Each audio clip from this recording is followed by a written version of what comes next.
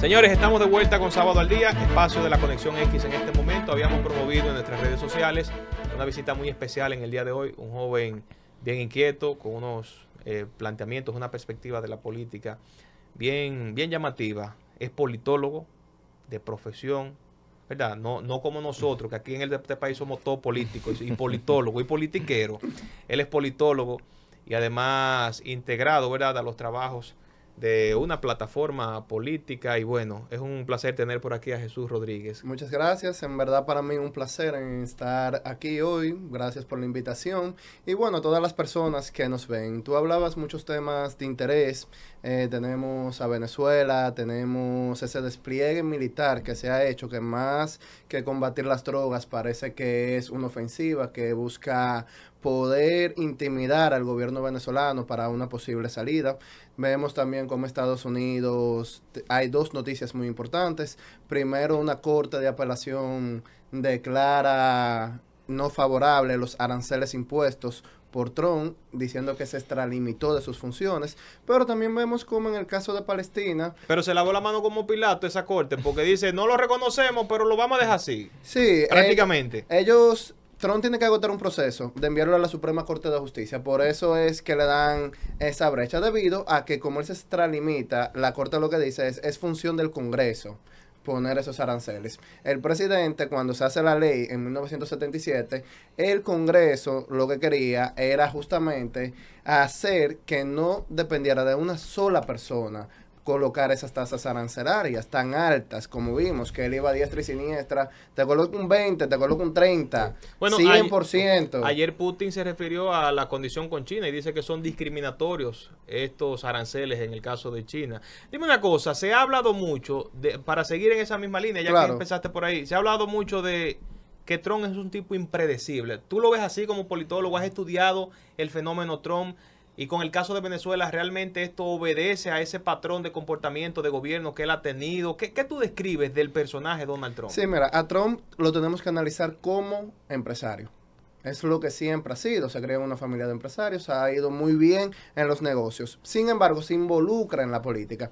La visión de una persona que de empresario da un salto a la política y de un político que hace carrera es muy diferente. Eso es lo que hace que le da ese toque de muchas veces entender que él es imprevisible, que no sabemos qué medida puede acatar, porque no es un político de carrera formado, es alguien que con buen marketing, que gracias a sus relaciones empresariales, gracias a lo que figura, logra alcanzar la presidencia de Estados Unidos. Entonces, por eso muchas veces podemos ver declaraciones, cuando yo gane la presidencia, en un día termino la guerra de Ucrania-Rusia. Voy a sacar a todos los mexicanos. Exacto, voy a hacer un muro. Dictador por un día. Y los mexicanos van a pagar por ese muro.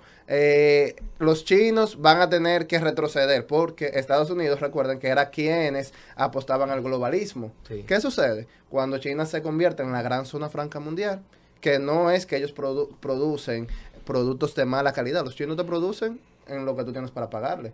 Si tú tienes para pagarle $1 por un micrófono, tú vas a tener tu micrófono. Teniendo como prioridad la masificación de la producción. Exactamente, porque a ellos lo que les interesa es el comercio. Cuando Estados Unidos ve, bueno, yo no puedo competir con este gigante a nivel de globalización, porque ellos tienen la ruta de la seda, hacen inversiones para poder movilizar toda esa producción que sale de la forma más rápida posible, pero también más económica, porque mientras mayores vías de comunicación hay en buen estado, más barato sale. Ellos entonces retroceden. Ah, no, esperen, vamos a recurrir al proteccionismo ahora, vamos a colocar aranceles. Las fábricas tienen que estar aquí en Estados Unidos. Apple tiene que venir, no puede seguirme produciendo los celulares allá, tiene que producirlo aquí porque no se va a aceptar que diga Made in California allá cuando se ensambló en China. Sí. Porque han tenido que retroceder en vista de que ya no pueden competir. Jesús, ya no tienen ese mercado. En un inicio te hablaba de los aranceles, pero vemos que Estados Unidos tiene un déficit ahora mismo a nivel presupuestario, tienen un déficit que el mismo Elon Musk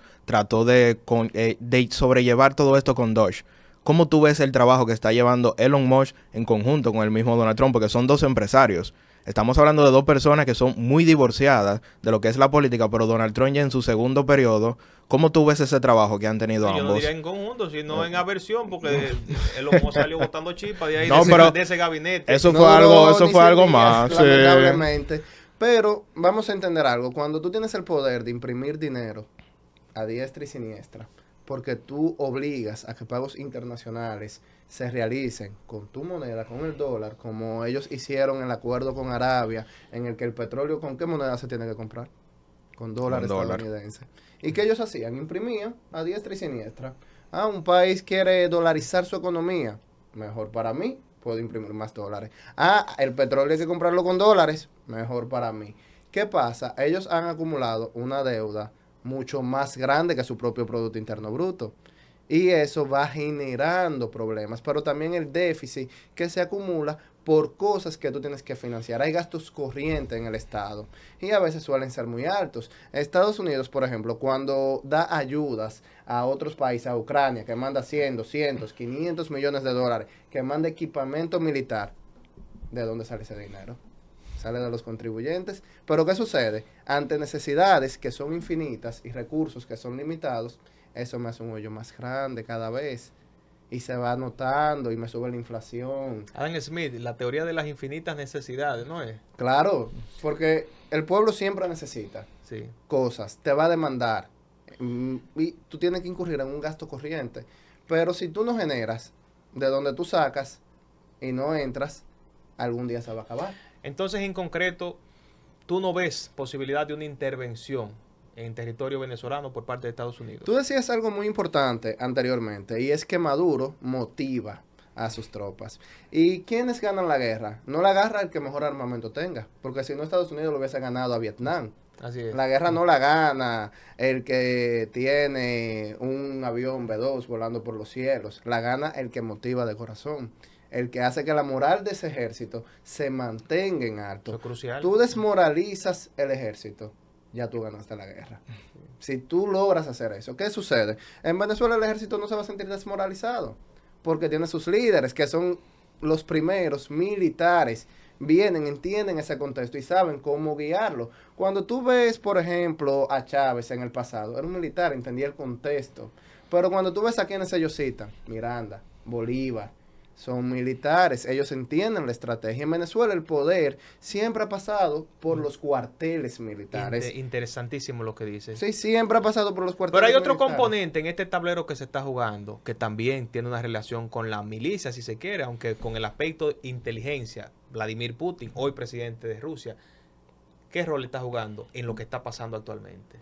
Bien, vamos a entender. Lo primero es, Putin y a Xi Jinping no les interesa, no les puede convenir una guerra o una intervención en Venezuela, que el conflicto escale.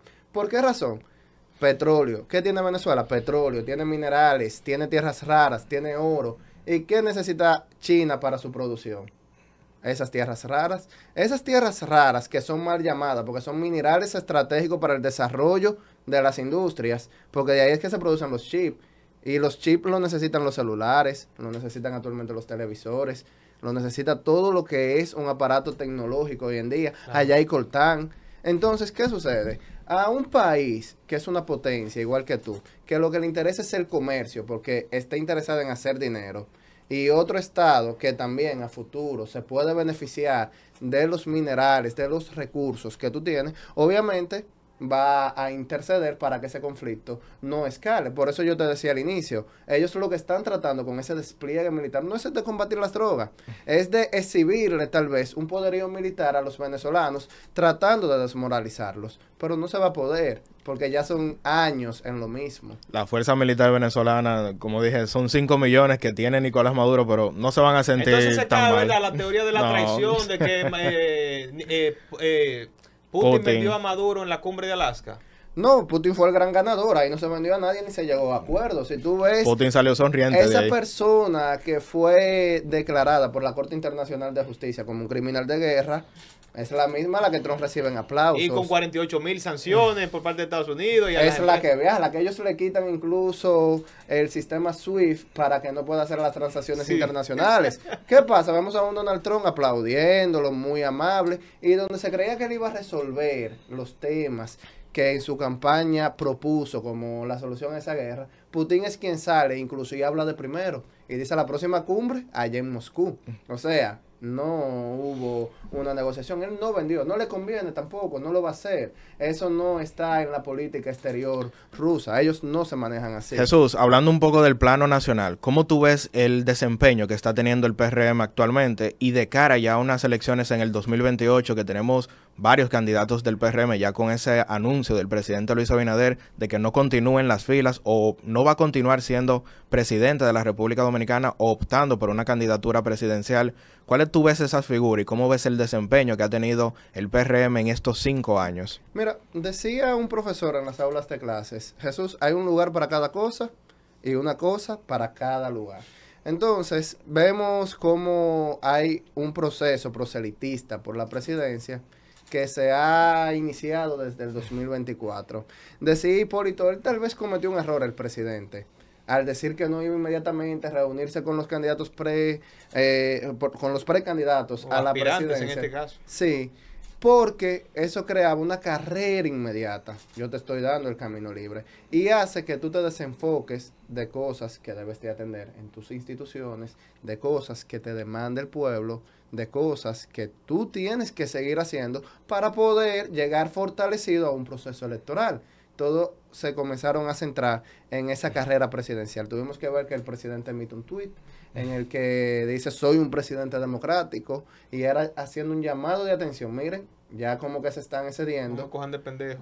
Vayan a sus instituciones, trabajen, atiendan los asuntos, porque lo mucho crea repudio, lo mucho crea rechazo. Cuando veíamos tanto proselitismo, llega un momento en el que ese televidente se siente agobiado. Claro. ¿Por qué?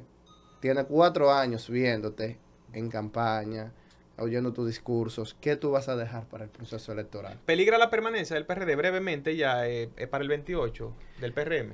Mira, hasta que no exista una alianza real entre Fuerza del Pueblo, PLD, que no sea una alianza de Marcos y Cacata, que no sea una alianza en la que yo duerma con un ojo abierto y el otro cerrado, el PRM va a seguir en el gobierno porque su estabilidad depende de los opositores. ¿Omar Fernández es una realidad ahora mismo?